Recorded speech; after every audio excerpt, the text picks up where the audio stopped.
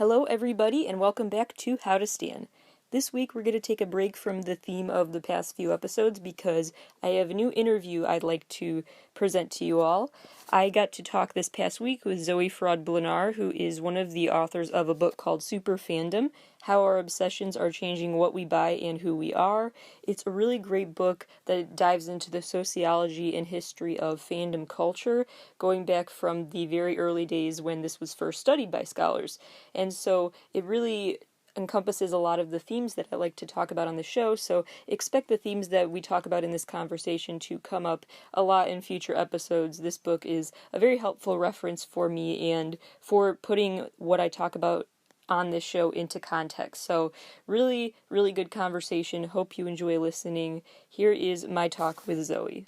So Superfandom came actually out of a completely unrelated topic. In my other life, I actually run a toy company. It's a kind of an indie artsy toy company called Squishable. And we sell stuffed animals, and we have a lot of very, very intense fans who we adore and we love. But very, very early on, we started seeing some unusual behavior amongst our fans back in the early proto stages of Facebook. And they were doing all kinds of activities for each other, like answering questions for each other, or helping each other through breakups, or trading products that were sold out, or, making content and pictures and fan fiction about our products, and us, which was a bit of a shock. We started seeing this happening and we were just like, what is going on? Where is this stuff coming from? And started researching up on it and learning about it. And then we started testing out some of our theories on our fans and interacting with them and searching ways to try to encourage this kind of loving fan behavior.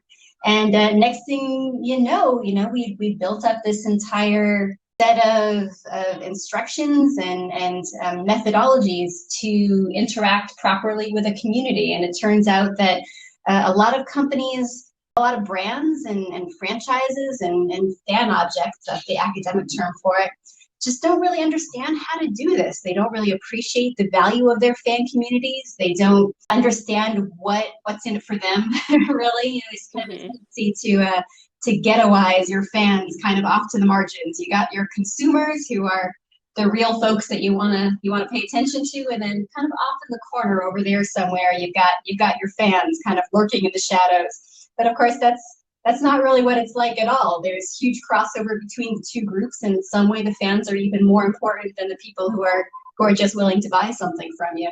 So it's been an interesting trip, but the foundation of the book came from this core realization that just people don't know how to interact with their fans. Do you think that has gotten any better over time? The relationship between how the people behind the advertising campaigns and stuff approach their fans. I'm thinking of examples from the book, like there was like the IKEA superfan who had a whole legal drama ensue because of that website dedicated to IKEA. like those kind of moments. Like, do you feel like that's changing how companies respond to extra enthusiasm? It would be really nice to think so, wouldn't it? Certainly, I think there's more appreciation for fans now. I think that people are finally starting to understand that fan activity, while sometimes it can be alarming and even a little frightening to have so much brand activity going on that's uncontrollable, that's not specifically controlled and created by yourself. While yes, it's true that can be a little frightening, but the net result is almost always positive, and especially activity that really, if you stop and think about it, the only thing that's being given up is that control. There's so much more that's actually being gained in terms of people forming happy memories with the fan object, people bringing in their friends. You got some good evangelization going on there. People spreading the word, people incorporating the fan object into their lives. I do feel like there's a lot more understanding now about the value of those activities than maybe there used to be. Having said that, we still hear situations where celebrities, where media owners, brands, people who run different activities, obviously, still, have knee-jerk reactions against fan activity. sometimes rightly so, right? Not all fan activity is positive. Their fans can be horrible. But, without even really considering whether or not it's okay, we still hear about automatic lawsuits. We still hear about, automatic cease and desists and people getting very angry just because they can't control something without actually thinking about the value it provides.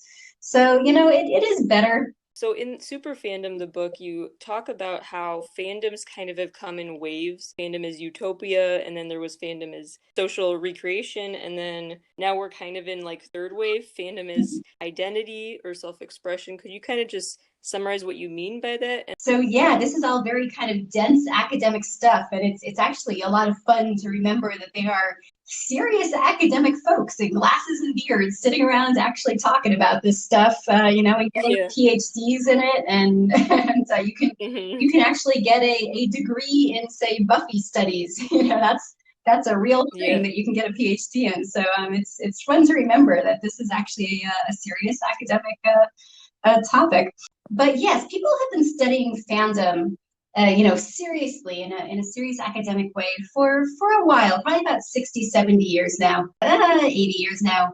The phenomenon of fandom, obviously, itself is ancient. I mean, as long as there is religion, there's fandom in a culture, and probably even before that, as long as there's an alpha in the pack somewhere, there's going to be fandom. But the kind of modern concept of fandom is forming around some kind of piece of media or a brand or a human brand, just to say a celebrity. That probably stems from the Victorian period, 1870s, 80s, and 90s. We're talking, kind of industrial revolution stuff.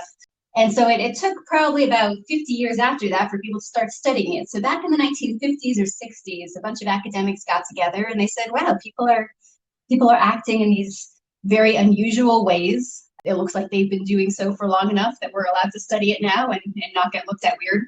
And they started looking at some of the fandoms of their day, dance fandoms and Beatlemania and things like that. Comic fandom, that was a big one back then. And they came up with this idea of fandom is utopia, which is what we call first wave fandom. It's this idea that, all right, what is this stuff? Why are people acting like this? And what they decided was, all right, this is what we think. We think that fandom is a safe space for people who maybe don't fit in regular society. If you have trouble maybe interacting with the mainstream, maybe they don't appeal to you, maybe they don't interest you, maybe you feel left out or offended by the mainstream, then you have this opportunity to create your own subculture where you can be creative, you can be yourself, you can express the values that matter to you away from kind of the world that doesn't understand you. You actually see this in a lot of fandoms, specifically from the 50s and 60s. Star Trek, of course, being the classic utopian fandom. Everyone talks so much about the utopian ideals of Star Trek. But many fandoms from that period fall into the same. You have Renaissance festivals and these creative fandoms that ended up feeding into the hippie movements and things like that. So yeah, that was what we call first wave fandom now. It turns out that fandom is not utopia. Yeah. Fandoms can be mean, fans can be horrible people. We're all just human. After about 20 years, the academics realized that fandom is utopia does not tell the whole story. Obviously, there are aspects of it, since we can think of examples, but it certainly doesn't tell the whole story. And they came up with a second idea. Fandom is societal recreation. And the idea for this is that, yes, all right, fandom is a safe space away from mainstream society. But the idea of fandom is to recreate society away from the mainstream world where you can be on top. If you don't fit in a mainstream society, but you still want to be in charge, then you create a subculture where now you join this group that prizes the things you are good at. You can't run a mile in gym class and people make fun of you for not being able to do a pull-up or whatever. You join chess club. And now you get to be the person who's making fun of someone who doesn't know how to move a knight correctly, for example.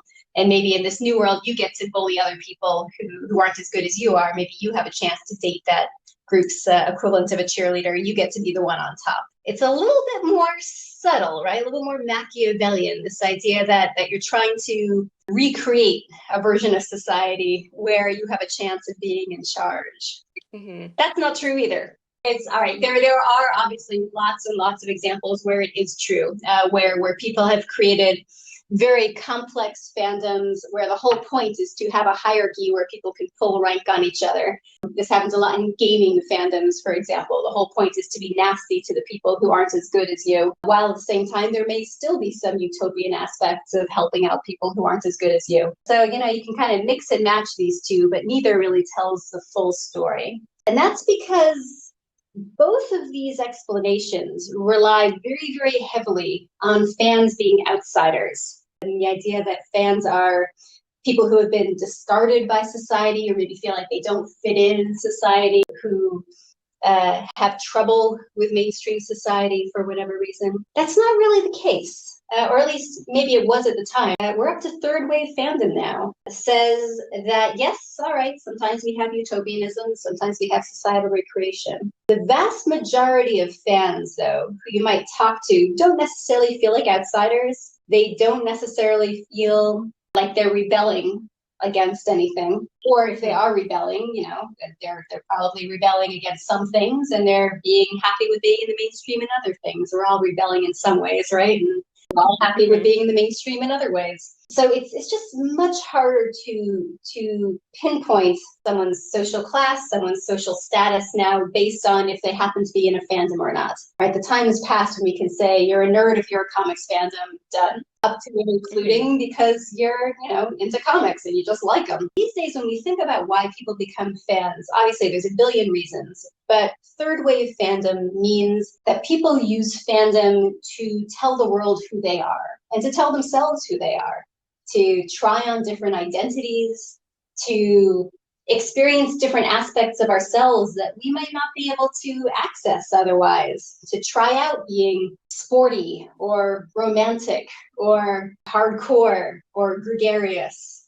The term for this is identity leisure, right? We're trying on different identities. And it's we all go through different periods of identity leisure at different times in our lives, often during periods of upheaval, like puberty, big period of identity leisure there. But, really, anytime you move somewhere new, every time you hit a new life stage, make new friends, identity leisure is a big part of all of us. And fandom really helps with all of that. I thought of it more as like fandom waves had been defined differently because of learning more about fandoms and changing the definition, but it sounds more like kind of was just adding on and realizing like there was a lot more like nuanced in the original view of it. Yeah, I think that's a good way of describing it.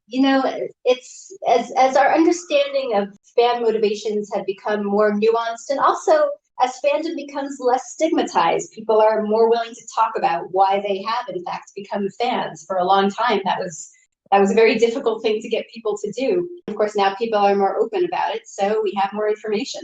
Yeah, that kind of answered one of my other questions. I was going to actually ask about Comic-Con being the main example that comes to mind. Like, you would think that some fandoms, based on like old theories, would fall apart if they were no longer like a niche interest, like they wouldn't want to be mainstream, but comics are still so popular. So that kind of just gets rid of that old theory. Well, it's interesting. Both comics and gaming fandom are a very interesting study in the correlation between social status and public acceptability. These two are almost kind of, it's almost too perfect of an example. These are two fandoms that for a very long time, along with science fiction fandoms, that were very heavily stigmatized. I mean, I grew up in the 80s and 90s, and let me tell you, if you were going to take someone on a date and you went to a superhero movie, I mean, that was it. Like, it was going to be all over school by next Monday. Like, that's it. Your relationship was probably over. So, and then of course, now that's probably the best place you could take someone on a date. It's great. Let's go see the Avengers. So there's been this huge shift in the social acceptability of these two fandoms in particular. And that's tied to a whole bunch of different things. But one of the reasons why these two fandoms have experienced this huge skyrocketing in status, it's actually related to the tech industry. If you think about the time period before 1995 or 6, if you were a techie, if you were maybe a coder or a hardware person, your social status was pretty low, right? I mean, if you think about the stereotype of the nerdy techie, You're probably thinking some guy with like his hair parted in the middle and his pants pulled up to his, armpits and a pocket protector and kind of a rumpled collared shirt and big teeth. Right, a very specific Yeah, look. yeah. You can actually still buy costumes, nerd costumes, quote, quote, which is actually related to a stereotype of being a government scientist from the 1970s. So it's actually a look that's left over from the idea of being kind of a governmental worker. But, up until probably about 94, if you were a techie, whether or not you happened to visually fit the stereotype, your social status wasn't so hot. You probably had an office somewhere in the basement of whatever company you worked for. It's probably in an old bomb shelter. Move around large pieces of old furniture. It really reflected kind of the social status of your job. Most companies needed a bunch of techies, but they weren't really central to the work that anyone did. Not like the important people on the upper floors, maybe the financial analysts or the HR folks or whatever. And then all of a sudden, in 95, 96, we started getting the first tech bubble. We had this huge influx of high-paying, white-collar tech jobs. And within, maybe 24 months or so, being a techie went from being this kind of embarrassing sort of gremlin under the floor to being a very highly sought after, lucrative position, which could command almost any salary they could possibly want. And they were the people who were founding the companies. They were suddenly worth billions of dollars. They were making companies where the tech was the company. There were no upper floor people. They were the upper floor people. They suddenly had a shot at becoming the CEO. This had never happened before. Someone with a tech background being a CEO. It immediately became a highly desirable career path, or alternatively, a highly desirable mate or someone that you would want to be with. And just like that, all of the traditional hobbies and pastimes that went along with the tech sector, two of which happened to be comics and gaming, also experienced this huge skyrocketing in acceptability. And the general, thought being, well, if rich people are into it, I guess it's okay. If you think about it, that's true for many fandoms. We're all okay with Shakespeare fandoms and fandoms around opera. In fact, we don't even call them fandoms. You're an opera aficionado, right? You're not an opera fan. These are all, of course, the same phenomenon we're talking about here. But when something takes an expensive education to know about or is a hallmark of an upper echelon of society, then the fact that it's a fandom doesn't matter anymore because it's socially acceptable. People who are classy like it, therefore it must be all right.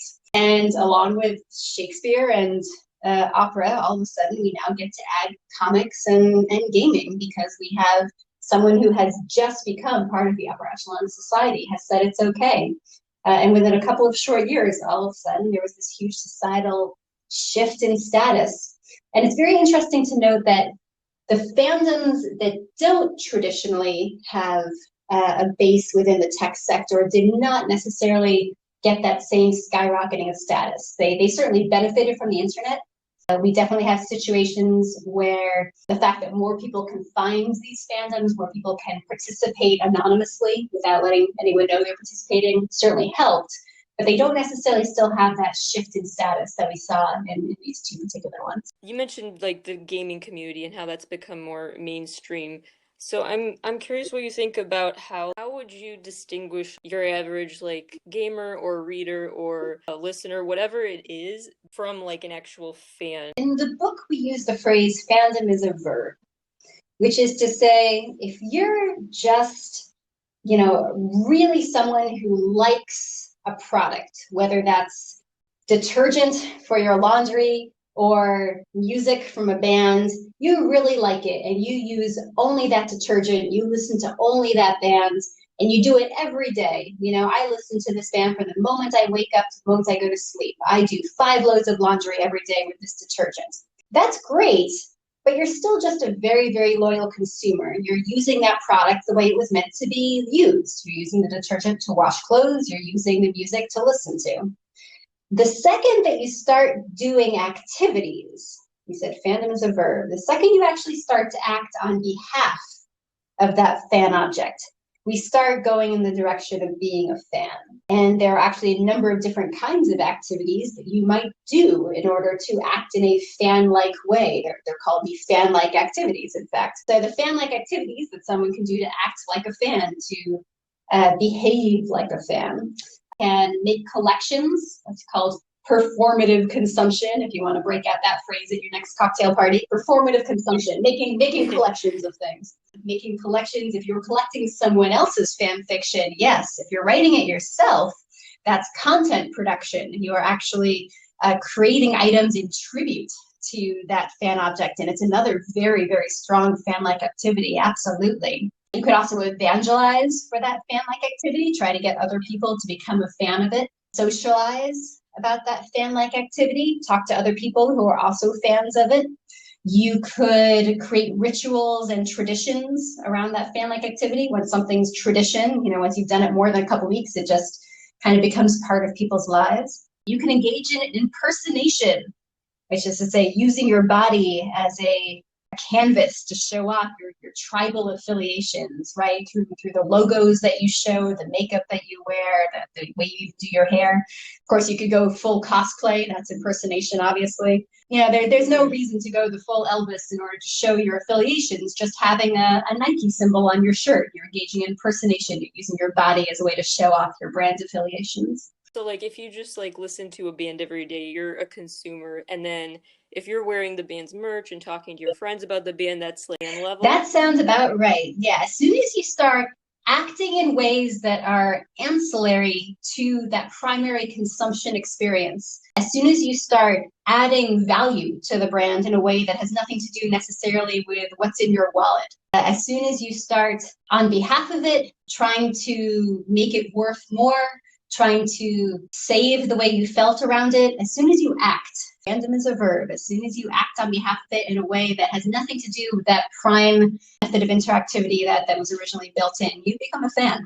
More of my interview with Zoe Fraade-Blanar after this commercial break. Are there particular fandoms that they seem more prone to like dividing themselves up, or like sub fandoms, like categories or hierarchies, more of a fan than the other, how that is like has caused fan divides over time? I know this is like a super broad question. If there are certain ways that people who study this stuff talk about fans that have those divisions or hierarchies, or like how that process actually happens. One of the effects of third wave fandom is that fandoms do love to divide and divide and divide.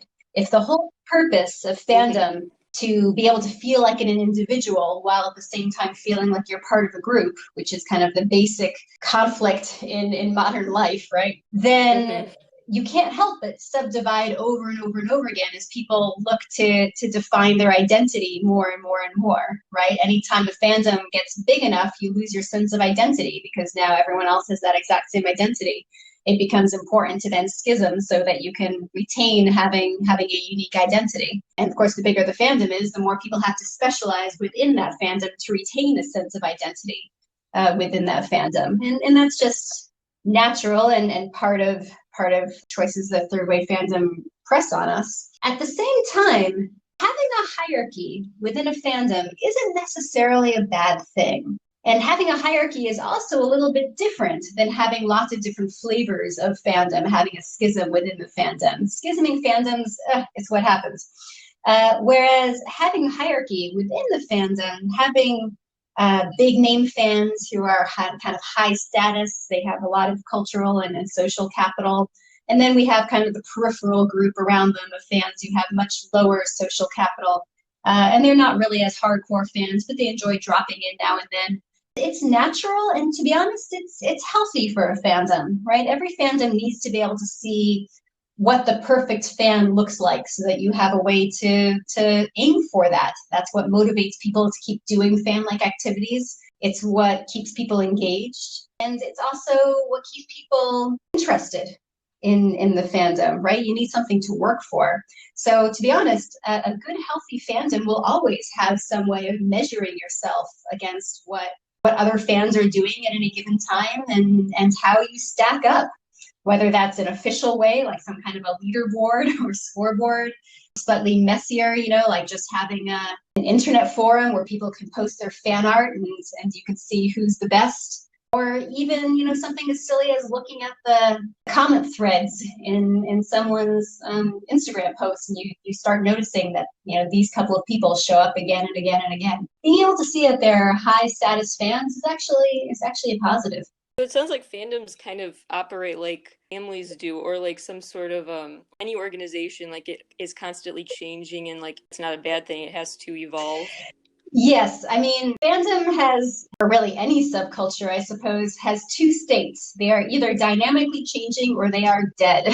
So it's much better Yeah. for a fandom to be in a state of upheaval, which is to say a situation where the fans are engaged and maybe angry at each other, true, but at least they're showing up than having a fandom where no one cares, where people are apathetic, where it doesn't matter enough to people to bother fighting. I always tell when fandoms are going through big political upheavals and everyone's really angry at each other and you got folks trolling, and I know it feels awful, but actually this is fantastic. It's wonderful that enough people care enough about this topic that they're bothering to get into fights. Does it seem like with the internet and everything nowadays that fans can like they're less likely to like die out because they can keep the conversation going about The internet, probably the biggest effect it's had is that it's lowered the barrier to entry for finding fellow fans. Fandom is inherently Mhm. social. There is no such thing as a solitary fan, not for long. You may think that you are a solitary fan, a secret fan, but there's actually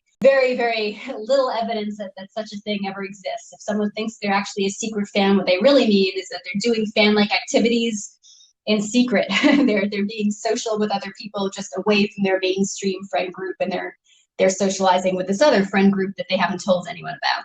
Because fandom Mhm. is inherently social, prior to the internet, it was often very hard to find other people to be social with, right? If no one else in your hometown was a fan of the same thing as you, and you couldn't convert them, after a while, you probably just gave up and you held it kind of as a secret thing that you loved in the back of your head. But you certainly couldn't do any really hardcore, high-level fan-like activities without being able to do them together. With the internet, that's of course not the case. It's if there is at least one other fan of the thing that you like somewhere in the world, you can connect with them. And you can find a place to do so and a platform to talk about it. And next thing you know, you're doing fan-like activities with some guy in Bulgaria. So it has been huge. It means that a lot of these fandoms that might have just died out beforehand because of lack of geographic proximity now no longer have that situation. It also means that the size of a group, the size that a group needed to be in order to be viable, has gone way down. It used to be that in order for a group to live, to breathe, it had to be reasonably big because not everyone would be able to get there all the time. And it took a lot of energy to do any activity, right? But of course, now Mhm. you could have a group of two and be extremely active together. You don't have to have that many people as long as you're really dedicated. You can still log in from wherever you are. You can still make it part of your life. You can still incorporate rituals and traditions. So that's both key. The other thing that the internet has allowed is, I believe I mentioned it a little while ago, this ability to operate in secret without stigma. The stigma against fan-like activities prior to the internet meant that quite a few people just wouldn't risk it. You might like comics, but everyone's going to see you going into that comic store. Don't risk it, man. I mean, Right. your social status can't take it, right? Everyone's going to know that you were at that concert. Right. Don't do it.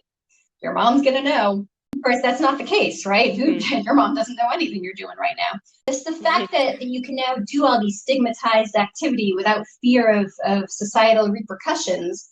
I mean, for better or for worse, right? Obviously, there are a lot of negative effects that causes as well. But it does mean that people now feel free to indulge in a lot of this behavior that beforehand they wouldn't have risked the social censure of having people say, "Oh, don't do that." That's so that works both good and bad. I mean, societal censure certainly has an important place in culture. So we see a lot of negative effects of that having gone away as well. But for better or for worse, it has supported the formation of fandoms. Seems like would it be fair to assume that the as the access to internet and entry into fandoms was made easier, then does that kind of correspond to destigmatization of being in fandoms? The gradual destigmatization of some fandoms over the last 20 years.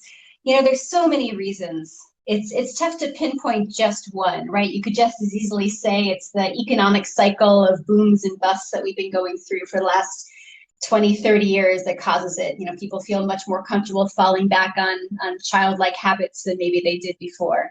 You could make an argument that it's being caused by the rise of baby boomers into, their 40s and 50s at the height of their spending power.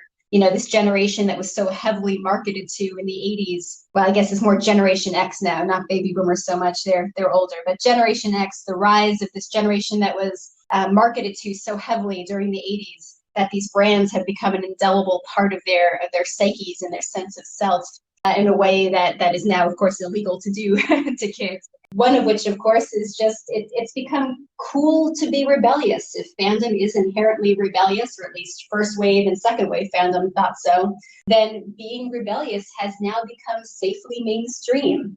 In fact, it's even almost kind of considered good for you to be rebellious, right? Every single Disney movie for the last 15 years has been a rebellious heroine who's fighting against societal expectations, and it's all about how following your own path and doing your own thing, no matter what society says, is going to lead to happiness. Doing what your family says, doing what your culture says, your government says, whatever the case may be, it's all about how rebellion leads to happiness, and we can't help but have really absorbed some of these lessons. Tell people long enough that they need to explore new ways of being themselves. After a while, they might believe you.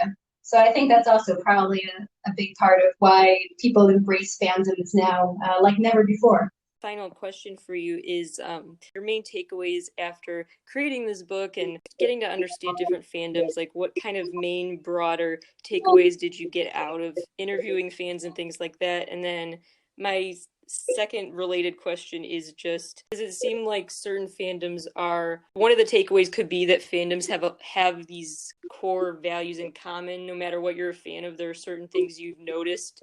One of the big, to answer your first question, one of the big things that I noticed early on, and I was looking for it, so it wasn't necessarily unexpected, but whether or not fandom is still stigmatized, there is still an inherent defensiveness that people often have when talking about the things they love. Even things that there is no reason to be embarrassed about, things that are very mainstream. I think just the history of fandom has left us with fear of being called a fanatic, right? Being a fanatic is a very negative word. A fan, kind of has a fun connotation now, but a fanatic is in fact someone who is mentally ill, right? Someone who is no longer thinking logically, someone who could hurt people or themselves. In fact, if we're going back to kind of the Victorian period, the word they used was a musicomaniac, right? Someone whose love for music was so intense that it deranged their sensibilities, and it was an actual medical diagnosis that you could be put into the care of a doctor for. The history of fandom, perhaps, and the way that it's perceived, at least in the West, I think has left this legacy of defensiveness, of looking for socially acceptable reasons why people like the things that they do. It means that self-reporting often isn't valid when you're trying to talk to people about their fandoms. Often we find the things that we love, we enjoy them, we do fan-like activities around them, but then when someone asks us, why do you like that? We struggle to then find a socially acceptable reason, right? That may have nothing to do with why we originally came to our fandom. People may truly believe that they like Star Trek because of its utopian social message, but let's be honest, they probably like it because it's a fun place to dress up and they get to meet dudes. And that's fine. There's nothing wrong with dressing up in fun costumes and going to conventions where you get to meet dudes, but very few people would admit that. As an academic, it can be a little more of a challenge to kind of tease out the more subtle motivations that really cause people to find the things that they love, and then what they're getting out of it. Because everyone's getting something out of it, and you know what? Everything is equally valid, and there's nothing wrong with that. Now, are there any core values between all fandoms? What different people get out of their fan affiliations is very, very personal. It may be a feeling of Mm-hmm. community. It may be beating back loneliness. It may be a feeling of power.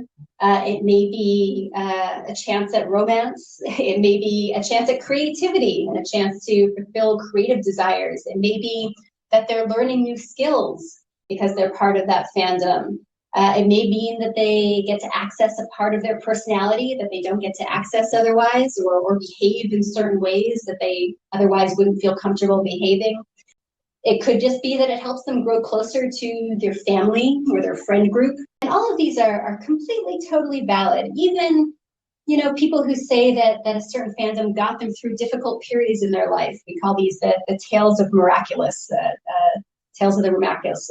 People who role that their fandom fills is that they're going through a rough spot and this fandom was there for them.